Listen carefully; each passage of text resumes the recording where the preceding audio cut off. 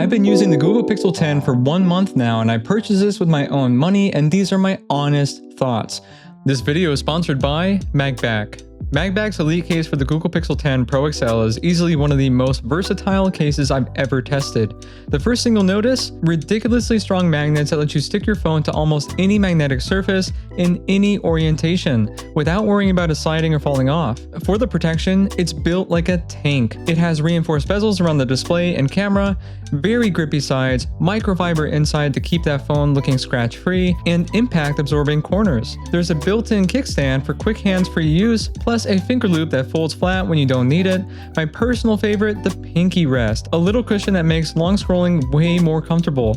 In the box, you're going to find a tempered glass screen protector, and you can get customizable color accents and the MagStick mount so you can attach your phone to any non-magnetic spots. If you want a case that's tough, functional, and loaded with thoughtful extras, this one checks every box. Use the discount code 15legends and the link in the description below and the pinned comment down below to get yourself 15% off your MagBack Elite case. Let's kick it off with the design.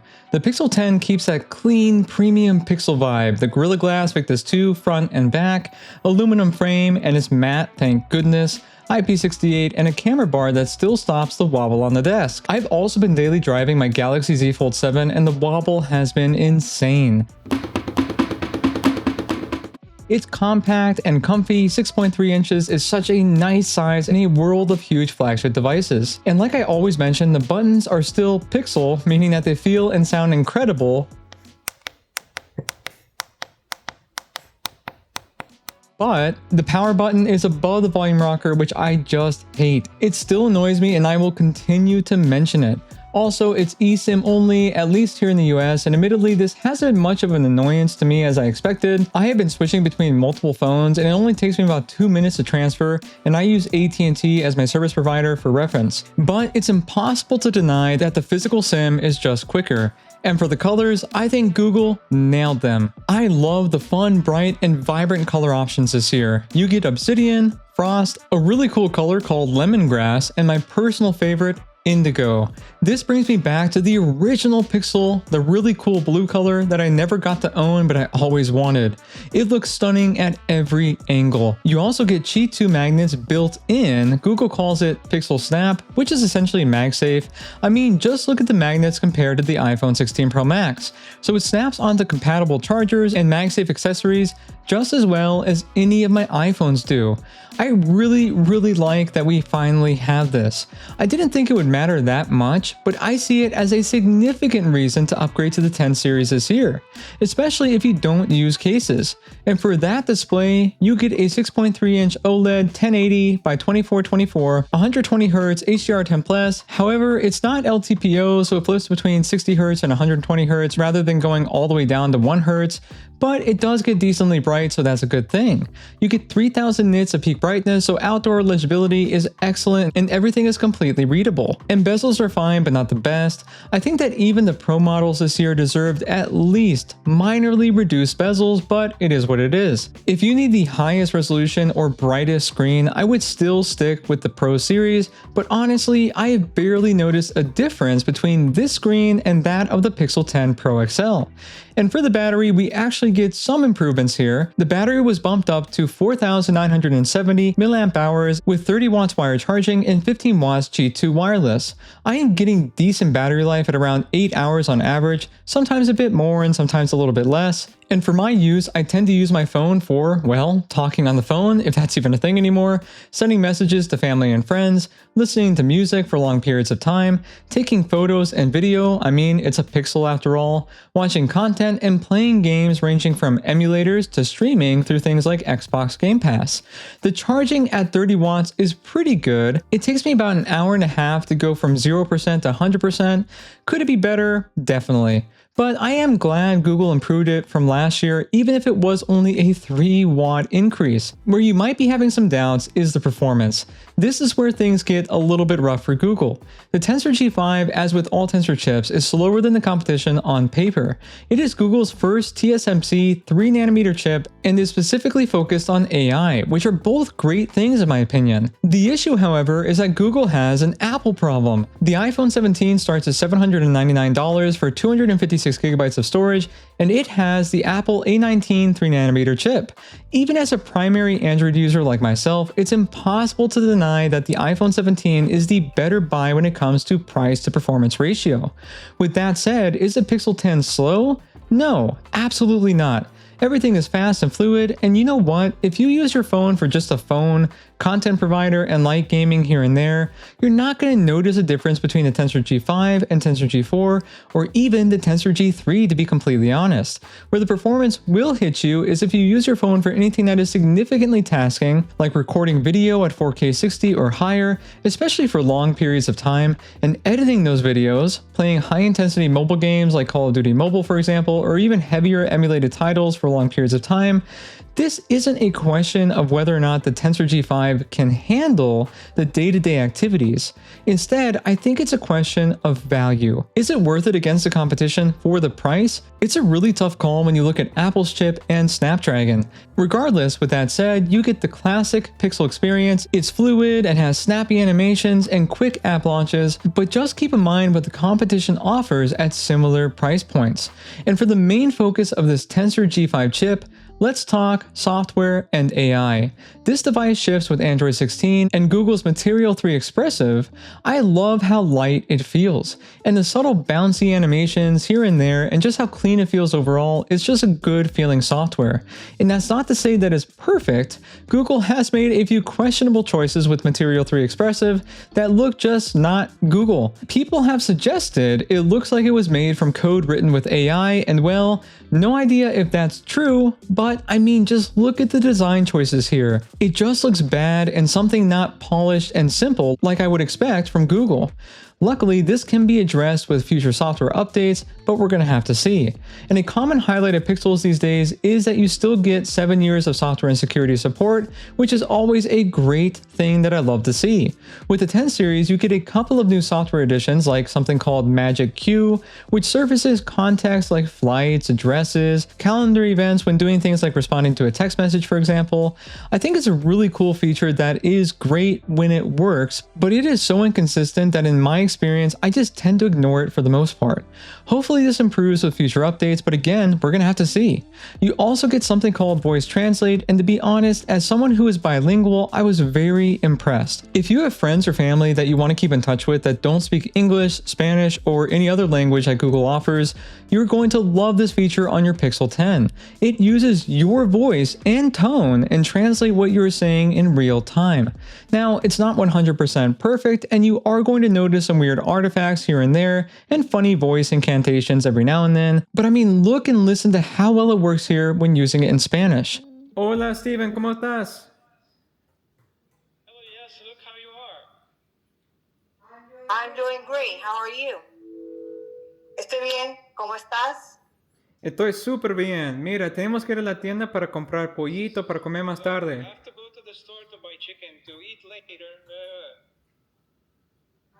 I agree, we need to. I'm feeling hungry. Estoy de acuerdo en que te necesitamos. Tengo hambre. Qué bien, amigo. Mira, lo vamos a hacer, ¿qué tal a las 7? Y vamos a We're gonna do Publix. it. I was at 7 and we're going to Publix. Sounds like a plan. Suena como un plan. Ok, amigo. Chao, te veo más tarde. Okay, friend. Bye. I'll see you later. Okay, bye. De acuerdo, adiós. Está chéverazo, eh? And another feature that I mentioned in my Pixel 10 Pro XL review is called the Camera Coach. This is a feature I wasn't expecting much from, but it's a fun way to learn to take better photos. And all you have to do is hit this button right here when you open your camera, and the AI suggests framing tips, which zoom to use in the perceived scenario that you're trying to capture, and more. All you have to do is follow the instructions step by step, and it gives you a new perspective on taking photos. And for the security, the Pixel 10 this year finally has an ultrasonic under-display fingerprint sensor, and it is so fast and reliable every single time. I even have a very cheap Amazon screen protector on mine and it works without any issue. Also, you get the best facial recognition that I've ever used on an Android device. It works perfectly every time in decent lighting, and you can even use it to enter secure applications like your credit card apps, for example. Where it lacks is in low light or completely dark rooms. It just can't compare yet with something like the Facial ID of an iPhone. And if you're curious about the speakers and the haptic feedback, here you go. First, a speaker test against the Pixel 10 Pro XL.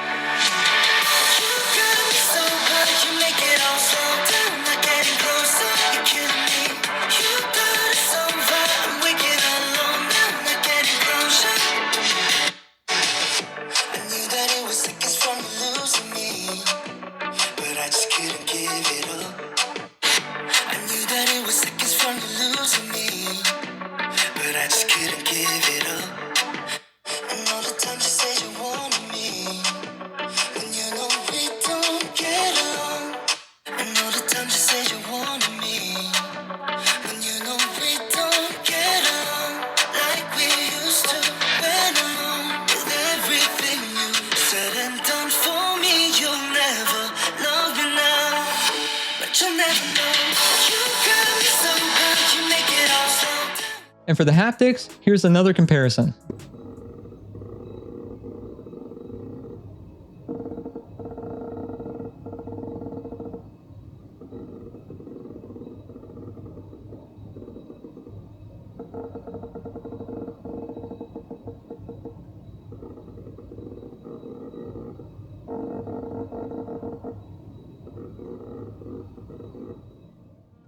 And for the camera, it's a little controversial this year, especially for the Pixel 10. Google added a 5x telephoto, but the main camera and ultra-wide took a step down in sensor size versus last year. That is something I do not like at all. If I had to choose between an incredible main camera or an okay camera and a 5x telephoto, I would take the better main camera every single time. To me, this could easily be a deal breaker for many people, especially when you have the iPhone 17 that is the same price.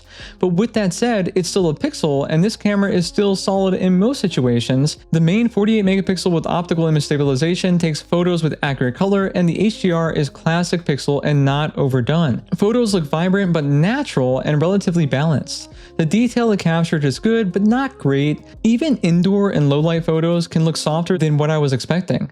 The ultra-wide 13 megapixel produces colors that appear very similar to the main camera, so that's a good thing, but it loses detail in certain scenarios, especially in low light. The 5x telephoto 10.8 megapixel with optical image stabilization is admittedly a nice addition to have for when you need to have zoom, and it takes great photos and good lighting, but similar to the ultra-wide, detail is lost and you start to see a ton of noise in low light. And for the selfie camera, you get a 10.5 megapixel camera that still looks great, even though it won't compete against the Pixel Pro's 42 megapixel selfie cam. And for video, you get 4K 60 on every single camera, which is a great thing to see. And stabilization is decent, but not perfect. Overall, the image quality and colors look true to life, and they do look like good photos, even though I don't appreciate the downgrade in sensors. So, should you buy the Pixel 10? Do you care about having a decently priced phone at a compact size with clean software and long software and security support? Do you finally want to experience the Pixel software but you don't want to spend a ton of money on the more expensive Pro model? Then this is the phone for you. But this is just me being completely honest with all of you. The iPhone 17 exists. The Galaxy S25 exists. The OnePlus 13R exists. It's getting tougher and tougher to recommend the non-Pro Pixel every single year. The Pixel A series, it's almost always a great value. The Pro models, expensive, sure, but offer cool features that could be worth it for you. And the regular Pixel, I just don't know if it's truly better than the competition this year. So while I can recommend it, I encourage you to compare it to other phones in this price range prior to purchasing. If you appreciate the transparency I strive to have in every single video that I make, Please give this video a like and don't forget that new height feature YouTube added. Subscribe for more if you like what I do, and I will see all of you next time.